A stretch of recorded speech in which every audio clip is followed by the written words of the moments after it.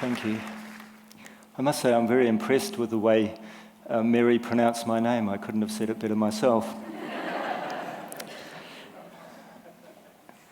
About 25 years ago, I was in my final year of medical school. But I'd been doubting my career choice for quite some time.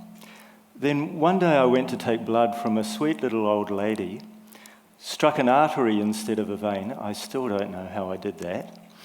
And as blood spurted out all over the place, I said to myself, yep, you're definitely in the wrong profession here.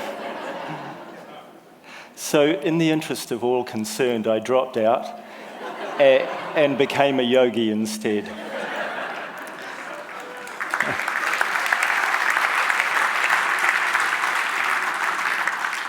Hence my unconventional appearance. Well, actually, it's not the only reason for my unconventional appearance, one of many, shall we say. So I'd like to share with you the yogic concept of space. Our inner space, what we experience within ourselves, I'm redefining the terms a bit here, and outer space, everything outside ourselves. We live in a vast universe. To give you some idea of its size, if we took the universe to be the size of our planet Earth, then our planet Earth would be about 1/1000th the size of a pinhead in comparison. 1/1000th the size of one of those. I'm holding up a pin in case you can't see it. It's my prop. There you go. It's the same one. It actually is the same one.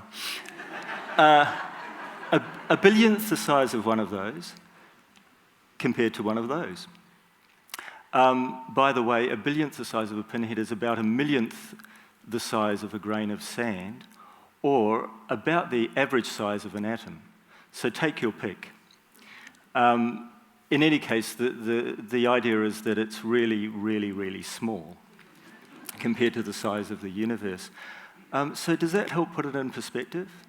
I think that gives us some idea of the size of our universe, an incredibly vast and complex universe, which we've been expected to believe, according to modern science, appeared out of nothing without any intention behind it. That's actually like expecting us to believe that our phones and laptops just fell into place without anyone designing them or putting them together. According to biologist Rupert Sheldrake, modern science is based on the principle, give us one free miracle and we'll explain the rest. And the one free miracle is the appearance of all the matter and energy of the universe and all the laws that govern it from nothing in a single instant.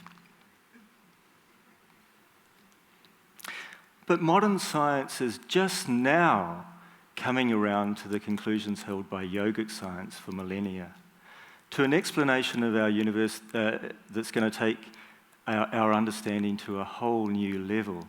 And that is that both the substance and the intention of the universe come from a deeper reality than the material one we normally perceive with our minds and senses. And that reality is consciousness, an all-pervading, blissful awareness inherent in everybody and everything. Just as your own consciousness is the essence of your own mind, cosmic consciousness is the essence of the entire universe. It exists within everything, and everything exists within it. Essentially, everybody and everything is part of and full of consciousness. Imagine that. However, for reasons I won't go into now, we've largely given up on the idea of a higher consciousness in our modern worldview. In the last 100 years or so, modern science has come to a very mechanistic take on reality. What if, though, mind, matter, and space were all full of consciousness? What if the possibility of consciousness as a higher reality were every bit as real as any of our current constructs of reality?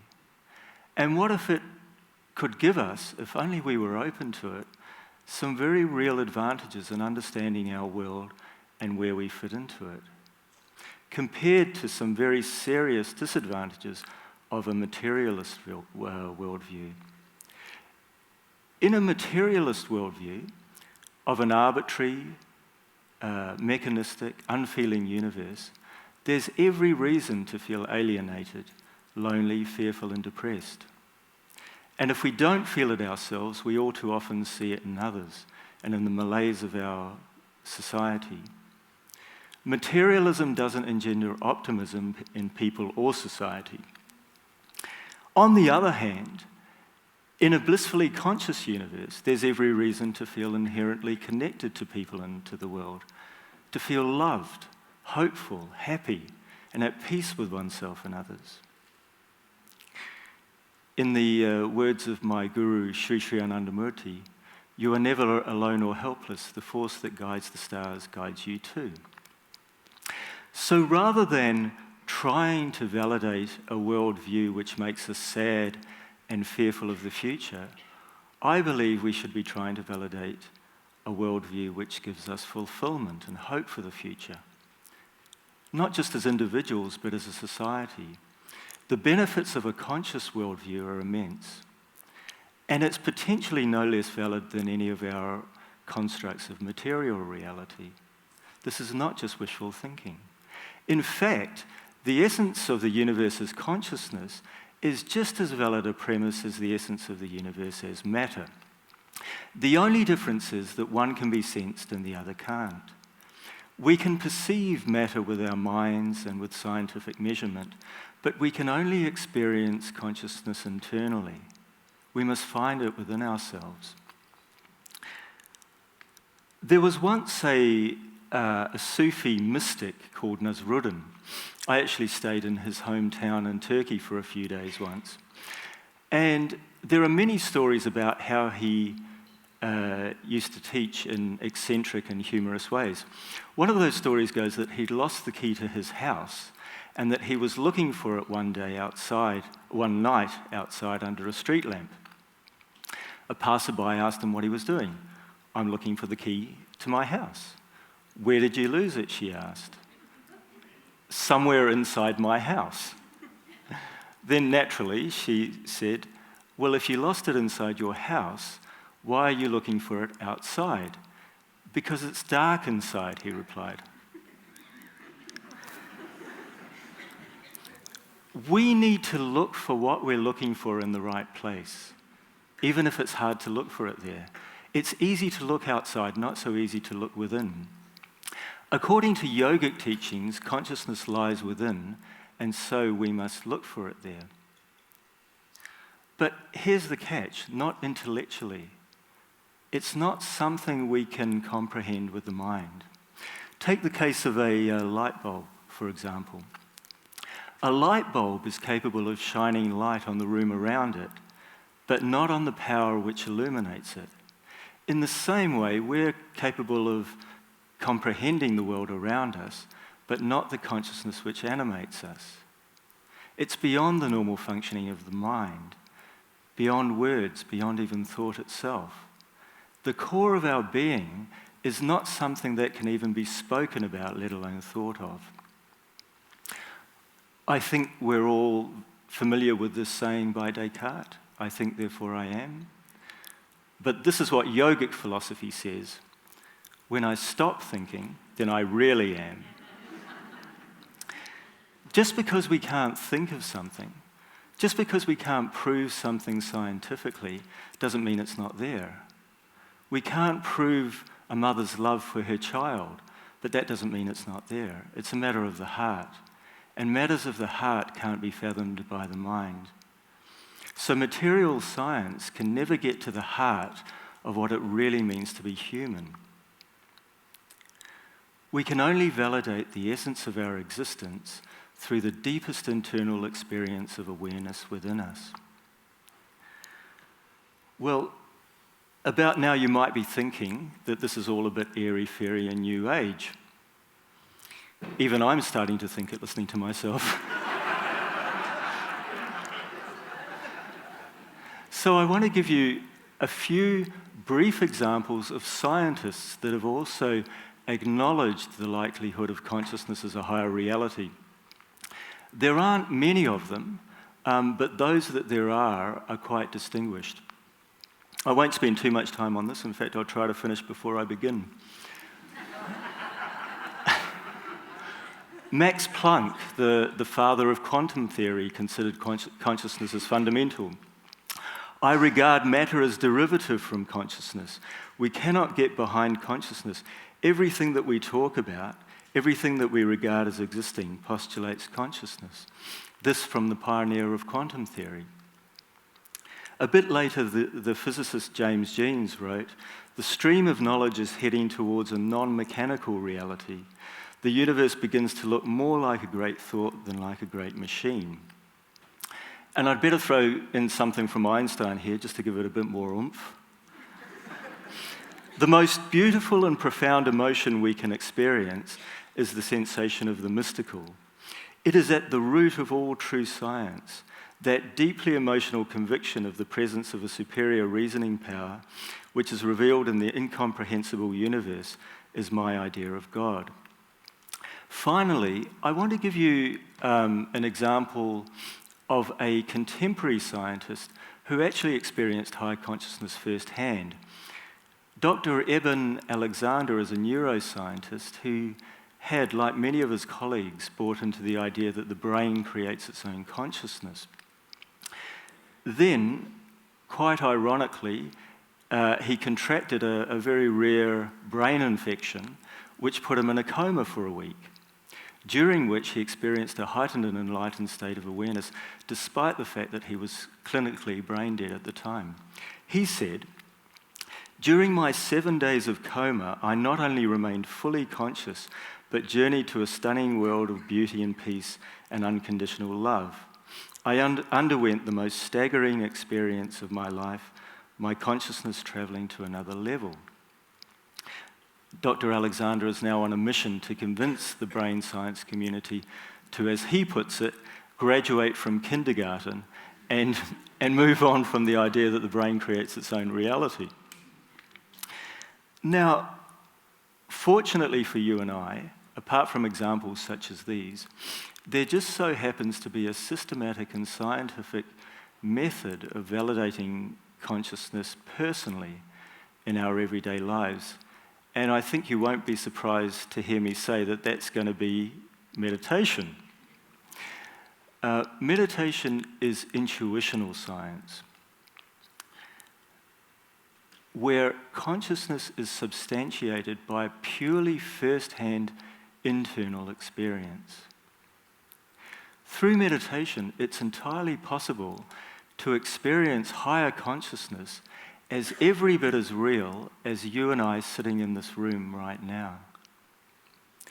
Once I had a particularly illuminating meditation experience where I felt the whole room was full of a field of consciousness vibrating with awareness and with bliss. It was so intense, so tangible. The feeling I had at the time was that I could have cut it with a knife. It was undeniably real then, and I still have no doubt about it to this day. So through meditation, one has many such experiences that ultimately lead to the realization of one consciousness. Well, why don't we go ahead right now and try to experience higher consciousness through meditation? Shall we give it a try? It might not have occurred to you when you woke up this morning that you'd be meditating today, but there you go, anything's possible. So I invite you to close your eyes for a minute or so. Remember to breathe and try not to fall asleep. I know it's been a long day. And start off by centering yourself. Focus on your sense of self.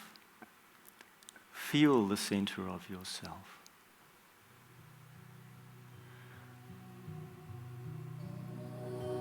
Now feel that you are completely at peace. Feel peace and happiness all around you. Feel infinite happiness all around you.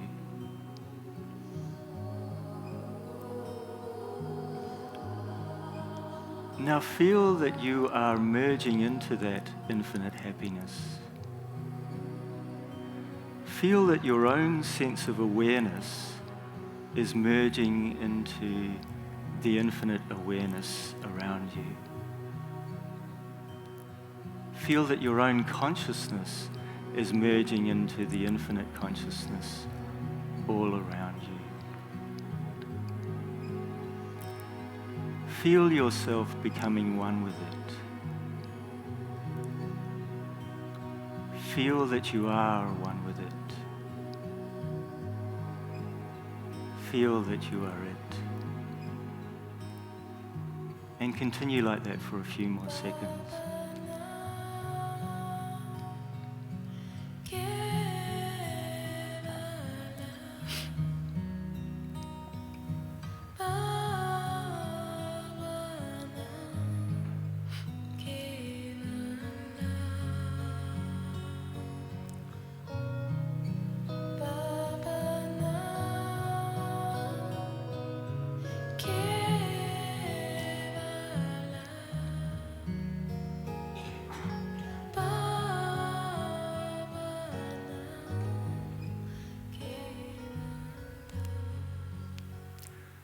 Now, doesn't that feel better? Yes? No? Anyway, you might have gotten a glimpse just now into the possibility that your own consciousness is one with the consciousness of the whole universe. That it's within you as well as all around you. That it's real and that you can feel it if you really try. And not only feel it, but know it as the core of your being. This is not just an abstract concept. It's about the essence of us all. It's about discovering the greater consciousness within our own consciousness, realizing our own inner reality as the greater universal reality.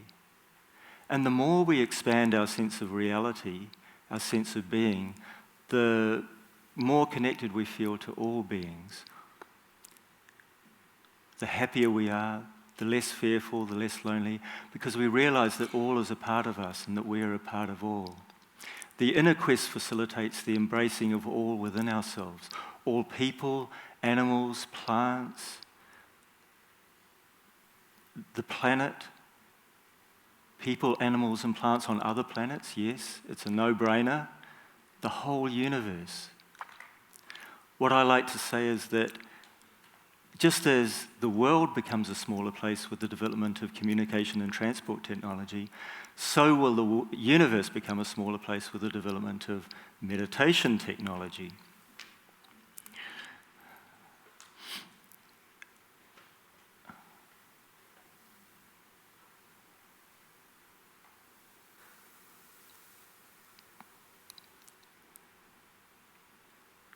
Thank you.